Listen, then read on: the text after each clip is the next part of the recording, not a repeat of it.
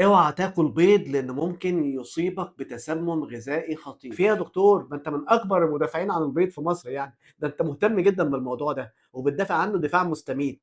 يا جماعه انا اقصد البيض الني. البيض الني يا جماعه ممكن جدا يكون بيحتوي على السالمونيلا، ودي من اشهر البكتيريا اللي بتعمل تسمم غذائي. ولو تمت الاصابه بالسالمونيلا دي مزعجه جدا، دي بتعمل اسهال شديد، حراره، مغص، تقيؤ.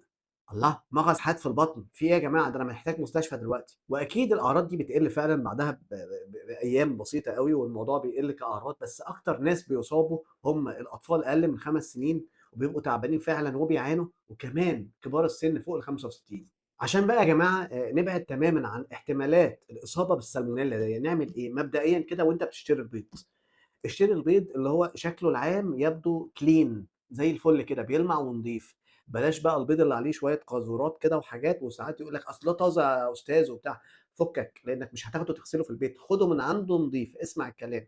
الحاجه التانيه، مفيش حاجه اسمها بيض ني، انك تفقشه كده وتحط لي 10 بيضات وتعمل لي فيها. مفيش الكلام ده يا جماعه. البيض لازم يستوى للاخر، يعني مفيش حاجه اسمها بيض ني ولا بريشت ولا نص سوا.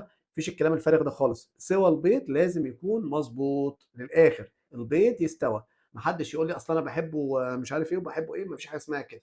عشان لتلافي خطر الاصابه بالسالمونيلا. قول لنا بقى في التعليقات، سيادتك بتحب البيض مقلي ولا مسلوق ونص سوا ولا بيسويه للاخر؟ دكتور محمد حسنين، استشاري التغذيه العلاجيه.